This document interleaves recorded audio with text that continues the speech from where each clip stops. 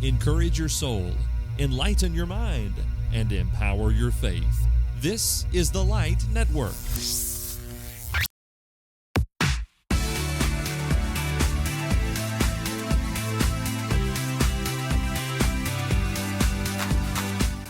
If you want to be a serious Bible student, a successful servant, and a powerful preacher, this is the podcast for you. Hello and welcome to Preachers in Training. My name is Robert Hatfield, and this is the podcast where we talk about everything preaching and ministry. We're glad you're here for Season 13, Episode 8 of this podcast. And today, we're going to be discussing 5 important lessons from the School of Hard Knocks. You ever been there? Do you have a degree, maybe multiple degrees from the School of Hard Knocks? Here to help us discuss this is Brother Jerrie Barber, who's joining us today. You can find him online at jerriebarber.com. And he's back again. You've been with us before. Welcome back, brother. We're so honored to have you here today. Thank you. Good to be with you. I heard you, I think I was just telling you before we hit the record button, I heard you speak in association with Heritage Christian University not that long ago on the internet. And you mentioned having learned several lessons from the School of Hard Knock. And just hearing the way that you described that, it almost sounds as though you view yourself as the dean of the school or the president of or something. I've got multiple degrees from there, yes. Okay. I have found that even though it's no fun, the process of learning by trial and error, especially with regard to ministry, yields great benefits when you learn to look at it just right. I'm sure that you appreciate that sentiment as well. Yes, I had a mentor and a person that's helped me a lot to bring me where I am in my ministry. I used to attend classes, and he'd say, "Our hope is in our pain." And I'd say, "Baloney, I don't like that." Where do you get a weird idea like that? Yeah. Probably from Romans chapter 5. We glory in tribulation, knowing that tribulation produces perseverance, perseverance, character, and character, hope, and hope does not disappoint. And so now when I lead a New Shepherd's Orientation workshop, that's one of the 2 things I emphasize all weekend. Our hope is in our pain. Pain and rules. That's key to good leadership. You mentioned New Shepherd's Orientation, and I know that you have a section of your internet presence devoted to the work that you do there. You're also, of course, heavily involved in Interim Ministry. You want to just briefly tell folks what it is that you're doing these days, the workshops and Interim Ministry and anything else? Okay, the workshop started in 2013 when an elder called me and said, "We've appointed 5 elders, 4 of them never served a day in their life. Do you think you could put something together that would be helpful to let them know what they're getting into?" And so we did that weekend, and I just finished this past weekend, workshop number 21. Wow. And so I tell them, you're not going to learn everything you need to know, but maybe you'll pick up a mustard seed. I tell people, try not to learn very much. And so we bring the elders or wives, ministers and wives, and we spend 12 hours together over a weekend. Wow. Then interim ministry, many times when a preacher does a good job and stays a long time, the church doesn't like whoever comes next, regardless of how good he may be. I volunteer to be the one they don't like. And in the 6 to 18 months that Gail and I are able to live and stay with them and work with them, hopefully they have time to grieve the loss of their last preacher and gain some wisdom on how to select a good one to be next. Mm-hmm. Yep. You got more information on that at your website, again, jerriebarber.com, and the process of being between preachers and all of that is listed there, and we appreciate that very, very much. We're talking today, of course, about the School of Hard Knocks, and we have 5 things and maybe a few lessons along the way. What do you think? Shall we dive into number 1 in terms of our lessons from the School of Hard Knocks? I'm ready. Boy, it's painful to bring it up, but maybe it'll be helpful. We appreciate you sharing. Okay, number 1. Summer I was 12 years old. I had 2 cousins and their families visiting with me. We were playing baseball in my front yard, and somebody knocked the ball up into the cemetery close to our house. We went up and we looked and we looked and we looked and couldn't find it. Well, no problem. Each one of the cousins had another baseball. Somebody knocked a second one up there, and we looked and looked. Really, I didn't look all that hard, but we looked and didn't find it. And then third one was knocked into the, we didn't find any of them. And again, I didn't look very hard. I had something in mind. So when they went home, I went up and I crawled through the honeysuckle. The graveyard was grown up. And I looked and looked and looked and looked, never found a baseball. But the next morning, I was a transformed individual. I had been climbing through poison ivy, and it was all over. The only two places there was no breaking out was on the palms of my hands and the bottom of my feet. Oh, no. The next Sunday morning, my eyes were swelled together. It was horrible all summer long. Mama changed the bed sheets 3 times a day. What I was hoping to do is after they went home, I'd go up and find all 3 baseballs, and I'd have 3. And so I was really hoping to accumulate more baseballs. And so what I learned from that is it's good not to be too greedy. And so that was the first one that came to mind. Wow. Okay. You told me we're going to be going chronologically. I didn't know we were reaching all the way back to when you were 12 years old. That's good. Yep. Okay. Don't be too greedy. The second one, I really didn't know I was attending the University of Hard Knocks because it was normal to me. I grew up in a family where both sides of the family had, in the extended family, had mental health issues. My daddy's daddy, I never remember seeing him at home but one time. He spent most of his adult life Central State Hospital on Murfreesboro Road in Nashville, Tennessee. He just couldn't make it outside the institution. Daddy had one brother. He spent several years in that same hospital. He went 6 years without anybody hearing him say a word, no doctor, nurse, or relative. Daddy had a sister who took electric shock treatments for depression. On mother's side of the family, my granddaddy committed suicide. I had an uncle that committed suicide. I had a first cousin that committed suicide, and 2 of mother's sisters had shock treatments about every 10 years to deal with their depression. And like I said, when I was going through it, I didn't know we were going to the University of Hard Knocks. I just thought it was normal. That's the way our family operated. But I found out not everybody did that. Not that nobody else had problems, but they didn't have those same problems. There were times when I was growing up, and this is, of course, going all the way back from small child to just continuing. I would feel somewhat resentful. Mother had 9 sisters and 3 brothers. Daddy had 7 sisters and a brother. And generally what would happen as these family members started getting into some of their depression and problems, they would come to our house and Mom would try to cure them and take care of them until they were admitted to the hospital. They'd go to the hospital and be able to get out, and then they'd come to our house for recovery. And it always shifted things up, and it was scary sometimes. They'd do things. Well, I remember chasing an ant, falling down in the garden because she was running toward the river and trying to keep her from jumping in the river, and then come back, change clothes, catch a school bus. I thought, why can't we pass these folks around a little bit? And so there was some resentment there. But now that I've been in ministry nearly 60 years, this has done a couple of things for me. Number one, I think it's given me more education and compassion for people with those kind of issues in their life. And the second thing, Dale Jenkins introduces me as the weirdest preacher he's ever met. And he has asked me on occasions, where did you get your unusual way of looking at things? And my first answer has been, I think from growing up in a home where Mother and Daddy was stable, but boy, we had others who weren't. And there's just something about chasing an ant down and getting muddy and then going catching the bus. It gives you a different way of looking at things.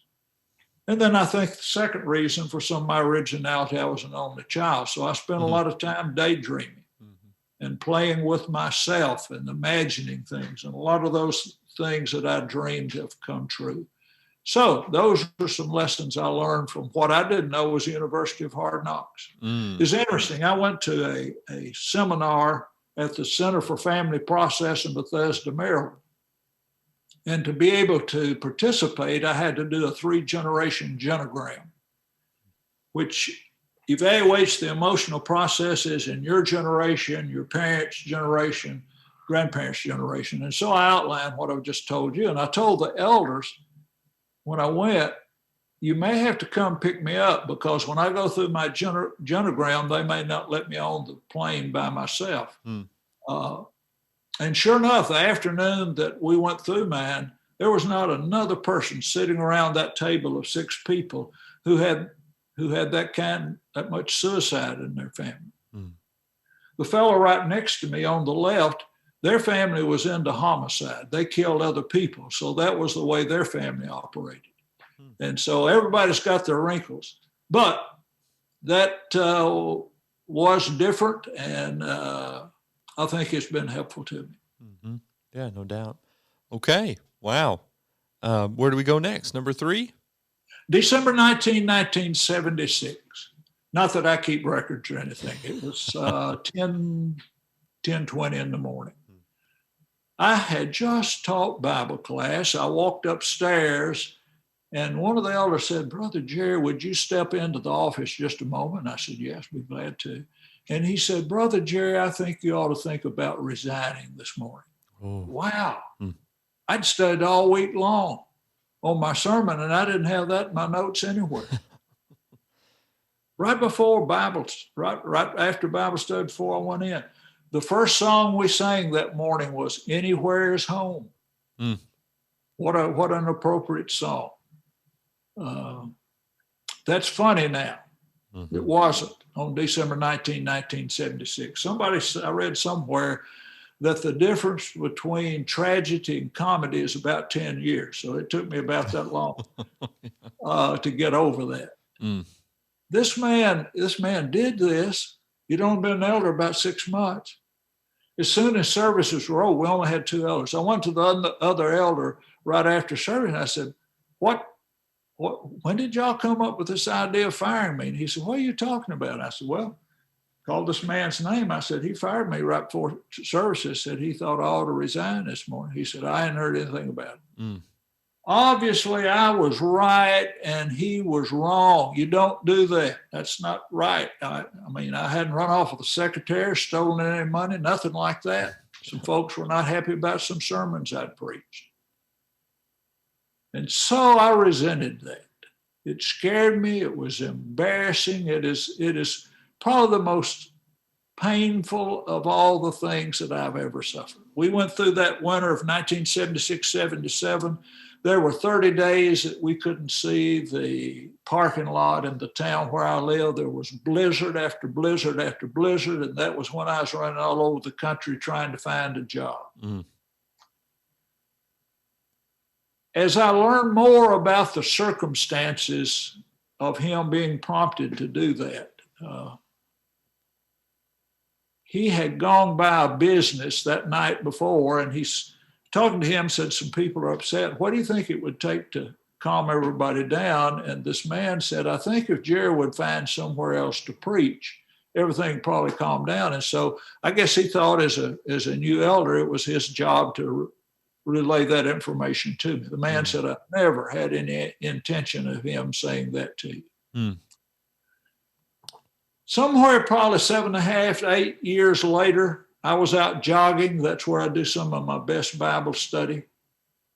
And I asked the question, why didn't those people come and talk to me instead of to him? That would have eliminated that.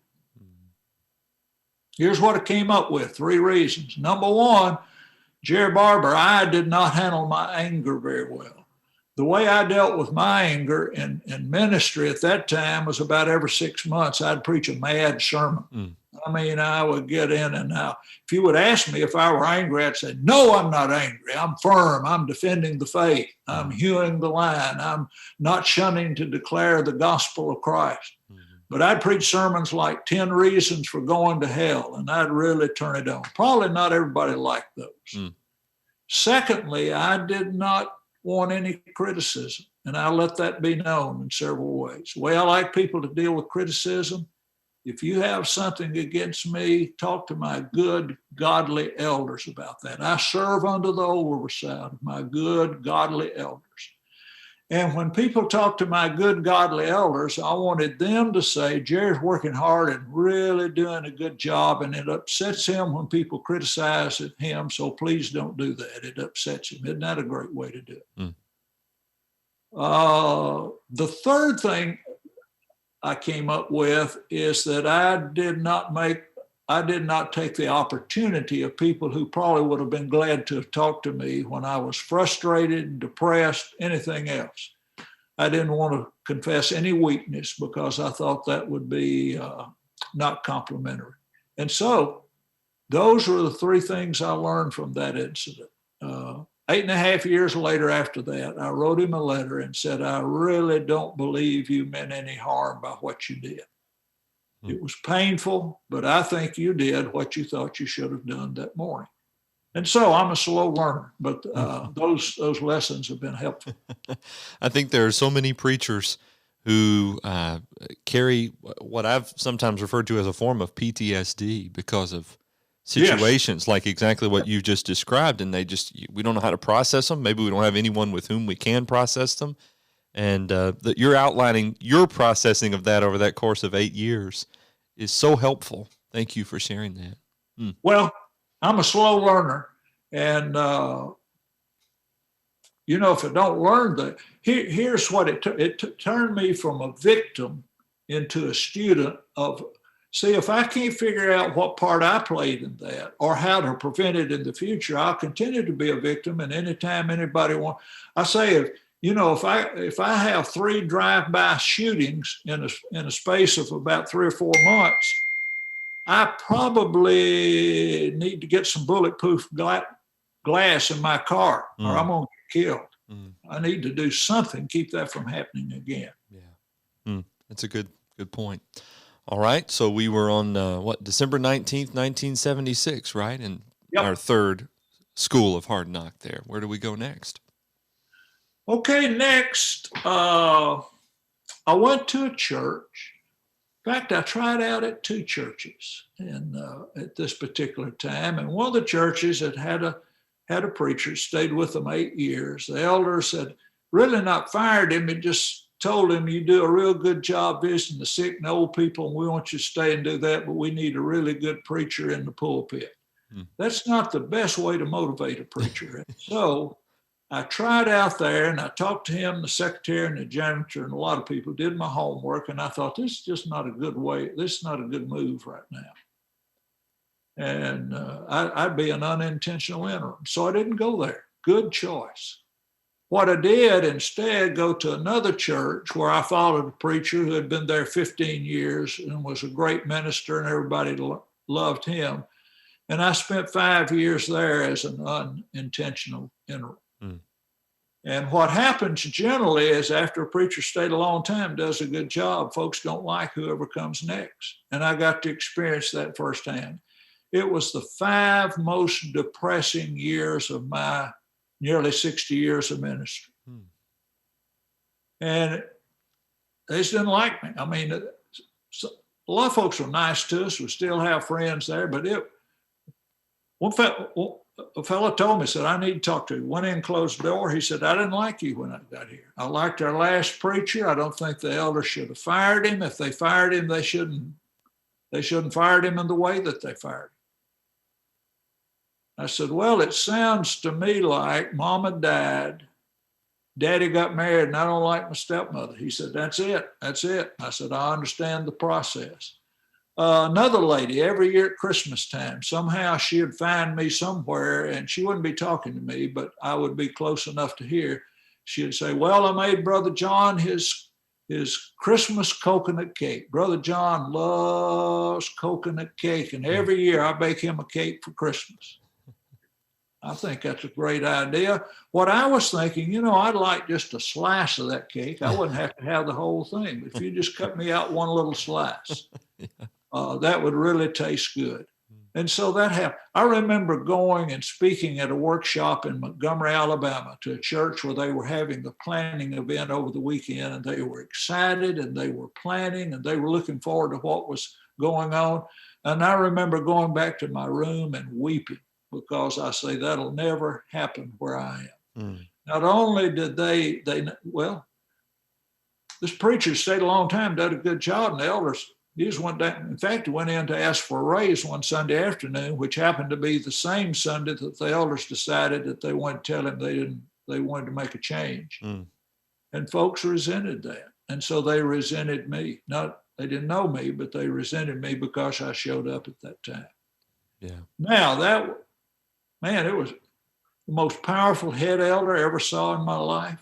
He was in control, and everybody did whatever he said do or not to do. But those 5 years prepared me by experience to do the work I've been doing the last 14 years and loving it. I am working now, and I work hard to try to explain some of those dynamics to churches that I work with, so that their next preacher won't have to go through that. Okay. I see. Wow. I have a lot of questions, and I'm hesitant to ask them because I know you said we need to pace ourselves correctly here. If I'm hearing this right, there's 8.5 years that you're processing what happened during that time in 1976, and now there's 5 years. I'm sure there may have been some overlap here where you're experiencing what it is that you just mentioned. A lot of guys would have given up, I think, by then, and maybe found a secular work where they wouldn't have to deal with stress like that, perhaps. That thought went through my mind about 362 times at least.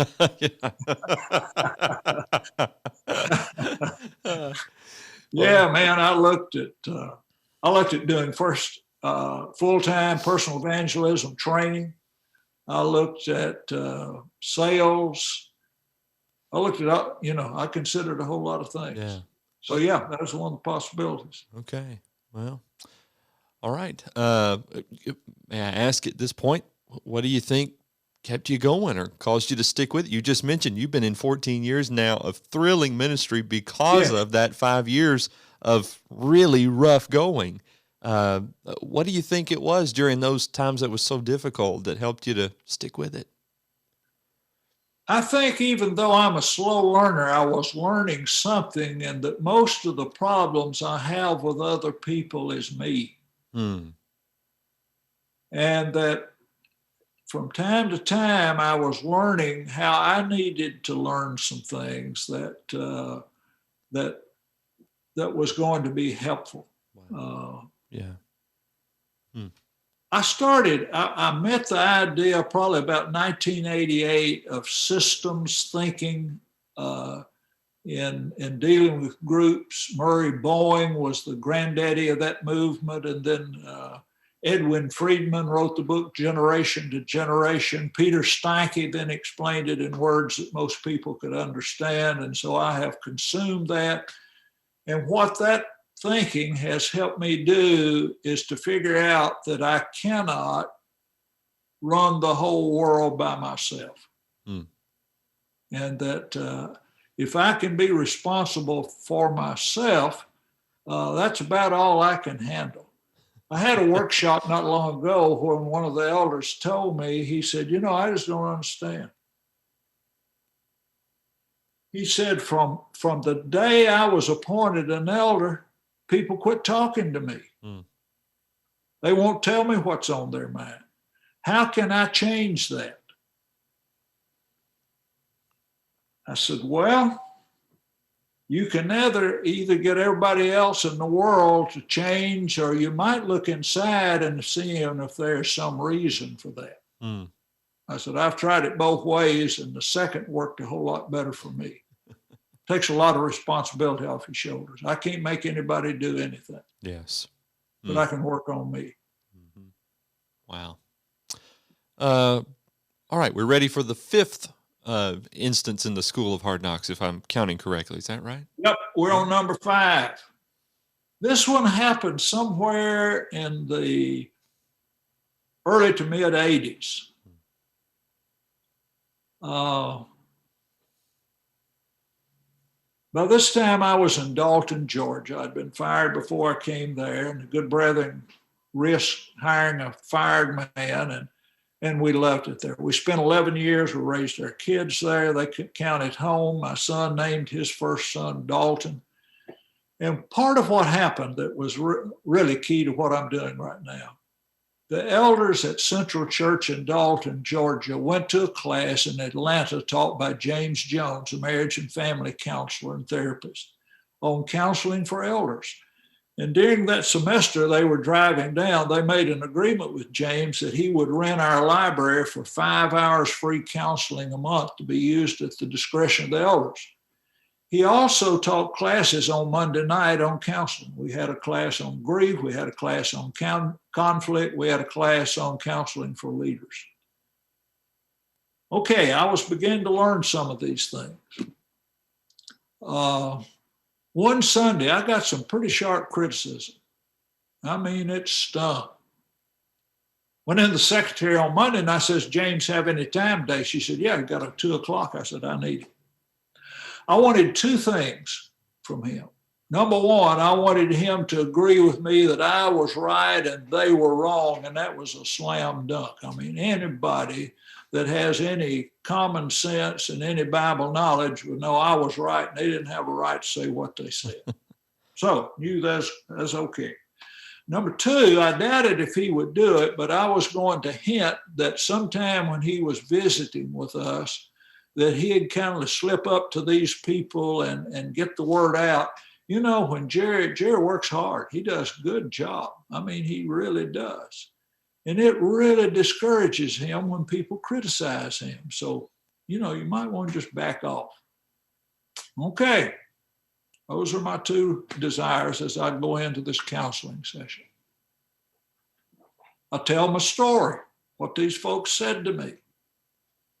And as he often did, he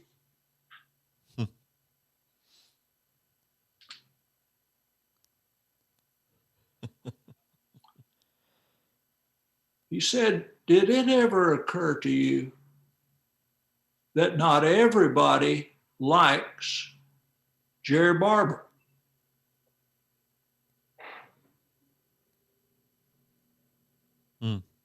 And then I didn't have anything to say. It never occurred to me. Why wouldn't everybody like Jerrie Barber? I mean, do you know anything about me that you wouldn't like?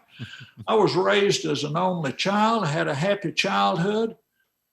Work hard, do a good job. No, why would people not like me? But I just didn't say anything.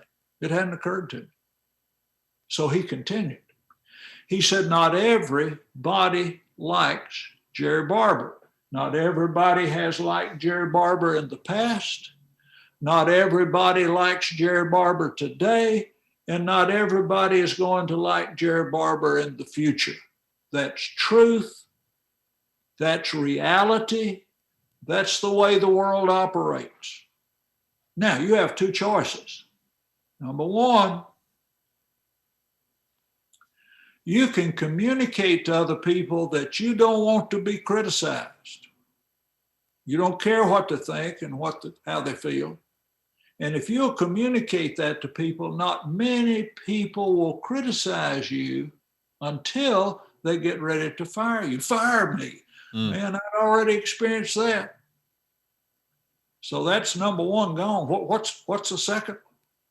Second choice is, he said, if you will communicate to people over and over again that you are interested in what they're thinking and how they are feeling, and if you will thank them when they do that,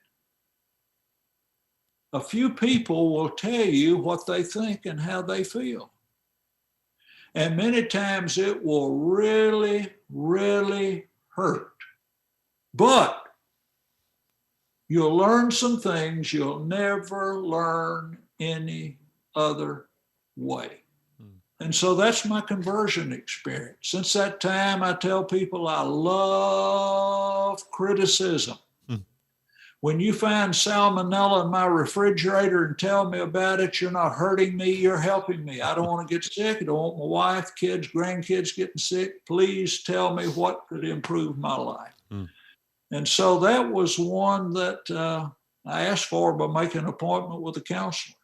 But been one of the most helpful things in my life. Mm. Wow. So the answer to the question that you gave me a moment ago has overlapped with, I guess, maybe majority, not all of these 5 instances of maybe courses in the school that you've taken over your years, but about, as you said, introspection, looking at me, lessons that I need to learn as I interact with other people, as I'm noting some of that there. I sense a theme. I've been running for 50, soon be 52 years. Mm. And when I get through jogging, I cool off. I walk, I slow down and walk. And I've got what I call my attitude readjustment speech. It's about 2.5, 3 minutes long. It's verses in the Bible and sayings and a poem or two that I've learned over the years. And I just repeat that. Mm. I tell people I get out of line pretty often, and so I need something to line me back up. And here's the way I end it. Here's my closing statement of my attitude readjustment. Search me, O God, and know my heart. Try me and know my anxieties, and see if there's any wicked way in me, and lead me in the way everlasting. In the first part of that psalm, David says, God, you know everything. You know what I'm thinking. You know what I'm saying. You know where I am. You see me in the day. You see me at night. You know me. You've known me since I was being knit together in my mother's womb. And then with that knowledge, he says, so I'm going to cooperate with you. Just come on in, look around. Mm-hmm. Anything that needs readjusting, let's work on it. I'm with you. And so that's powerful. It strikes me that throughout that, and you're right, that is powerful. It strikes me that throughout this process of welcoming that and learning to welcome that, you've also taken quite a few hits. Sometimes, even as you've noted, you had right to be right and to prove them wrong, and you instead are looking introspectively and seeing what you could do differently in those instances. That's remarkable. If somehow we could just isolate most of the people, I'd like to share with you a secret. Okay. The more I've asked for criticism, the less I get. Really? Isn't that powerful? Hmm. And here's the deal. See, I tell people that all the time. I have sermons that I preach on criticism. One of them lasts about an hour. I call it workshops now that I'm in Interim Ministry. It's one of the first workshops I do on a Sunday night. And I tell people, tonight we're going to have a workshop on how to invite, accept, and enjoy criticism. What a workshop means is it's very, very practical. I tell people we can apply these principles in the family, in the church, in our business, and on the softball team, anywhere people are involved. Second, if I call it a workshop, I can preach as long as I want to. So I go about an hour and 15 minutes on this one. And so here's another little wrinkle. Instead of being upset when people criticize me and they come up and say, I know you like criticism, so I'm going to give you one. People are doing exactly what I've asked them to do. How much more powerful that would you want to be than you tell people, please do this, and then they do it? Man, they're doing exactly what I asked them to do. Mm-hmm. And I learned, as James said, the counselor, so many things I wouldn't have learned otherwise. Been really helpful. Wow. And it confuses people too. Well, that's true. As we've taken in and you've stopped along the way and shared a few applications and practical points from these 5 courses, if you will, from the School of Hard Knocks, I think maybe there were some lessons that you wanted to distill now toward the end. Is that correct?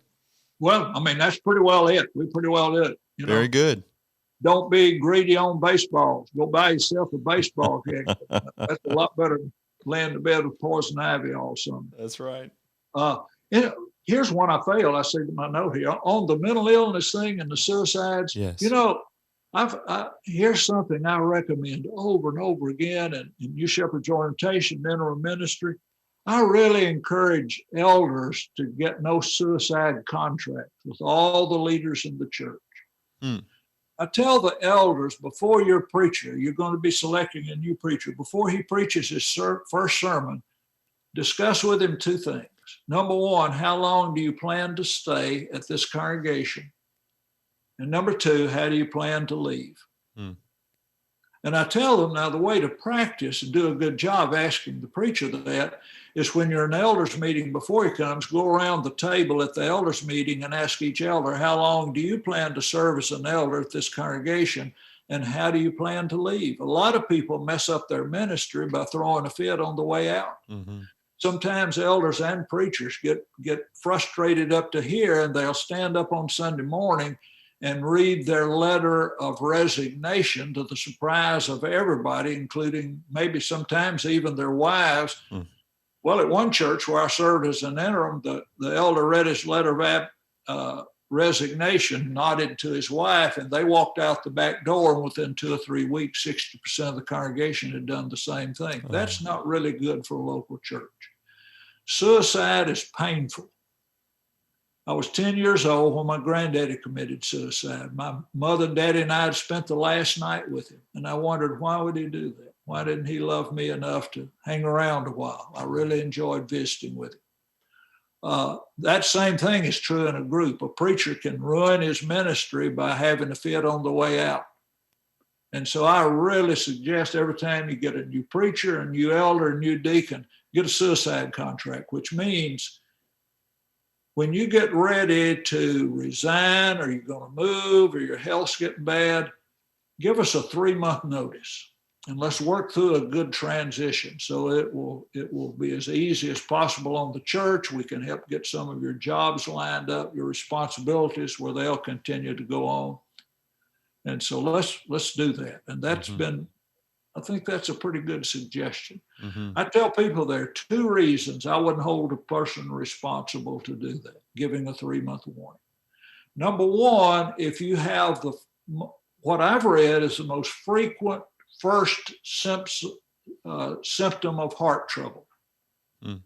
Robert, do you happen to know what the most frequent first symptom of heart trouble is? I don't know that I know the exact one. What I've read is it's sudden death. Okay. So if you have the most frequent symptom of heart trouble, you just die and didn't know it for 3. You can't notify people 3 months ahead of time. Yeah. Okay. Number 2, if you get run over by a Big Mac truck, you can't forecast that 3 months ahead of time. Otherwise, why don't you let us know 3 months ahead of time and let's work on a good transition. I was on the edge of my seat there. I thought, well, this is going to be a great medical revelation. That's it. But you know, how many times you go to the funeral home and say, had a heart attack? Yeah. I didn't know he had heart trouble. He didn't. We never knew anything about it. That's first. No, we never knew he had any heart trouble. Yeah. Yep. That's one of the most frequent first symptoms of heart trouble, sudden death. Yeah, it's true. Well, the respect for the church, for the Lord's church, and as an institution that you have, even if sometimes members of that body have let you down, the respect that you have communicated through the lessons and through the stories that you've told today has really sent a really important reminder, I think, for our listeners here on Preachers in Training. And the idea of, sometimes we take hits and sometimes we shouldn't have. Sometimes people should have acted in ways better than what they did. But ultimately for the cause of Christ. And as you just mentioned too, I don't want to throw a fit on the way out that ruins my ministry going forward. So points well taken there. And another, Proverbs 21 verse 2 has really helped me to have a better attitude toward other people. You know why people do what they do? All of these folks that's fired me and told me about their great preachers and how I wasn't near as good as they were and all that. You know why people do what they do?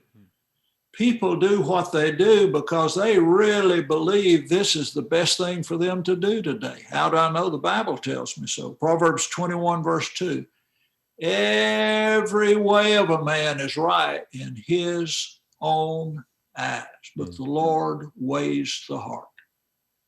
that fellow that shot people in Colorado and the one in Atlanta, another place, you know why they did that? They just figured that was the best thing for them to do that day. Now, that wasn't right, but that's what people do. If we rated sin small, medium, and large, I would think one of the largest sins would be killing Jesus. You know why those folks did it? Jesus said, Father, forgive them. They don't know what they're doing. They really thought they were doing the best thing they needed to do that day. Peter said in Acts 3, brethren, I know that through ignorance you did it, as did also your rulers. Paul said in 1 Corinthians 2, had they known, they would not have crucified the Lord of glory. So all these folks that's doing stuff that's harmful and hurtful, they don't know him better. Yeah. And if some way I can model that and gently at the proper time teach that, I'll be doing them and me a favor. Absolutely. Wow. 5 important lessons from the School of Hard Knocks. Preachers in Training, of course, is brought to you by the Light Network. You can find out more information about us online at thelightnetwork.tv. And this podcast is available in audio form wherever you hear podcasts. Hit the subscribe button so you never miss an episode. And video form's available on YouTube, and the same rule applies there. Hit the subscribe button so you never miss an episode. Search for Preachers in Training or The Light Network, and you can find us on any platform. Preachers at thelightnetwork.tv is the email address by which you can contact me. I'd love to hear from you, your thoughts, questions, concerns about episodes or future episodes that you'd like to hear. We're always looking forward to hearing about that. Jerrie Barber can be found at jerriebarber.com, where he outlines a lot of the processes that he has described throughout our last 40 minutes or so together. Brother, thank you again for giving us some time today. We really, really appreciate it. Thank you. I've enjoyed it. That's going to do it for this edition of Preachers in Training. Coming up next week, Chad Garrett joins us. Chad is a brand new minister for a brand new congregation in a brand new community, and he's going to talk about ministering to a church plant in a new community on the next edition of Preachers in Training. Until then, I'm Robert Hatfield. Thanks for joining us. Let's go preach the word.